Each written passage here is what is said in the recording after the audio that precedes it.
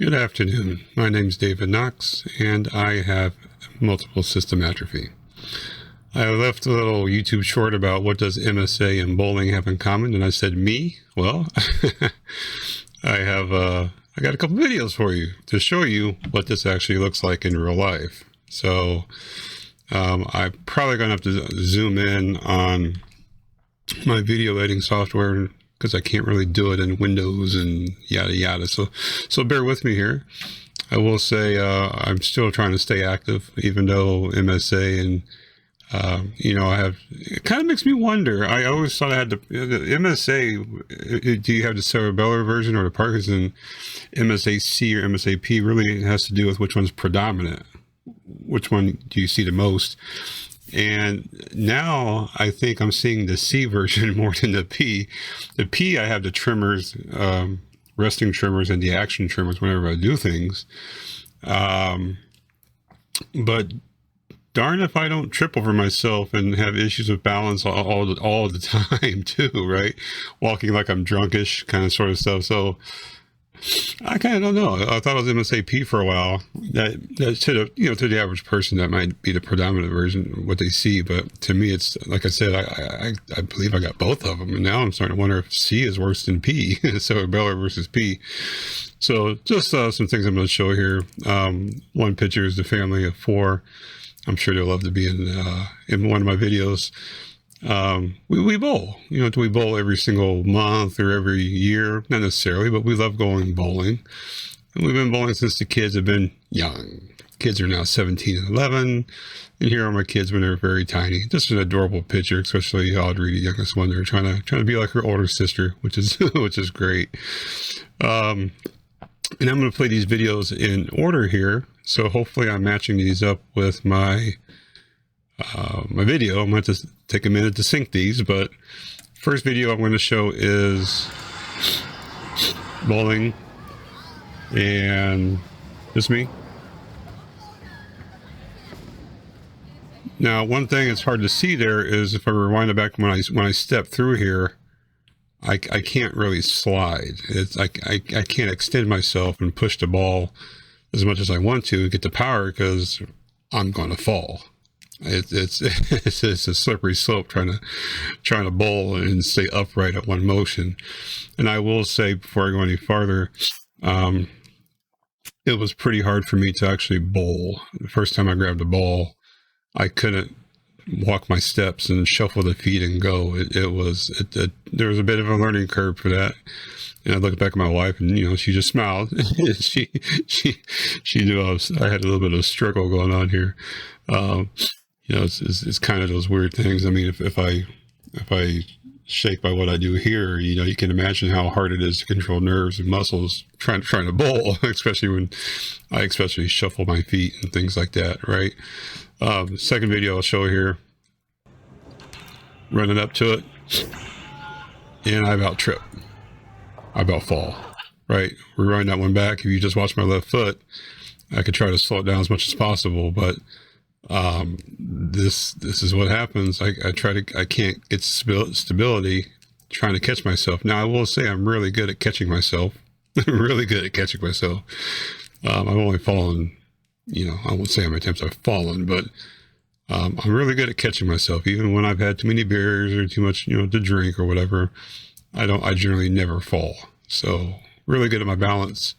And this is what happens, when you try to exert yourself. And this one, when I came up here, when I plant my left foot, I actually do slide up towards the line, but my ankle is trying to collapse in on itself, not because I'm losing stability, but because my muscles, don't know stop, go, stop, go, stop, go. They have no idea what to do. Too much or too little of anything is messing me up here with my balance. Another video. Again, trying to shuffle up there. And I've done really good for shuffling up here. Right now, if I go rewind this one back, when I slide up here, I do pretty good. If you watch my left foot, slide, and I get on my tippy toes, and I got to catch my balance because I can't catch myself. I used to slide all the way up to these lines, used to bowl pretty good, right? I mean, I'm no expert. I'm also not a high-end amateur, but I'm pretty good at bowling. I mean, I'm curving my ball, for crying out loud, right? That's can't be too bad if you're curving the ball and actually getting near strikes, right? I'm good at bowling, just not great. Yeah, my last video I got here, slow motion. Watch my left foot. The ankle's twisting, foot's moving. I having a hard time catching myself. So that's what msa-c is all about. Forget the msa-p, msa-c. Trying to catch. Now, I told my kids I was going to kick my foot out. I was going to, kick my foot out, my right foot out, just to be funny, and that's what we're laughing at. We're looking at the kicking, kind of like ballerina or whatever. But trying to catch myself with my left foot is just a very hard thing to do. So these are actions I never do in real life. And even here, I'm trying to catch myself from falling left. I hide it very well, right? It's really easy for me. But this is what msa-c looks like in a nutshell, especially for things that require balance, such as bowling, right? Things like golf and stuff. I'm just standing there and swinging and twisting. And, it's not as bad as something like bowling where I got to move my feet. I've noticed the last couple of months, dancing is almost impossible anymore. Moving the balance is just, the coordination, it's like being drunk. And if you wouldn't notice, you just think I suck at bowling. You would think I'm really bad at bowling, but I'm not. I'm really good at bowling. And trying to do these actions, and the putamen controls a lot of that action too with the muscles, and it's not working anymore. So, just a video of what this actually looks like. I will say I am still completely mobile. I'm functional. I can still do everything I did before, albeit I need to make sure I'm not going to hurt myself. When I say I can still run, but it's those micro movements, getting started running, stopping running, stepping on top of something, stepping down. It's just getting started and stopping is really the hardest things for me to do, because the lack of balance nowadays, because of the loss of brain function on the putamen. But also, I gotta wonder, if Mayo gives me another MRI or DAT scan, if they look at the cerebellar, if it's not shrinking too or going away, because that's cerebellar activity. That's not Parkinson activity. But MSA affects many other parts of the systems at once.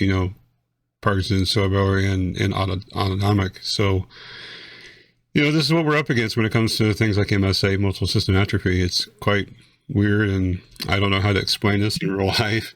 But got to keep going, got to keep trying. At least, again, I can walk, talk, jump, and I don't want to jump, but I'm trying to do the best that I can given the circumstance I've been dealt with, I've been given. So I hope you enjoyed these videos. This is MSA in action. Love you guys to death. If you see value in this, for anyone else, please share, give me a like, subscribe. Just going to raise more awareness.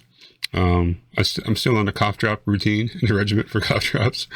Haven't kicked the cough yet. I wish I had, but I got a CAT scan for that on Monday. The wife made that appointment, so pulmonologist wants to see what's in my chest, see if there's anything else going on. But still, I appreciate you and all the time you spend on the channel. And I'll see you in the next video. Have a good one, guys.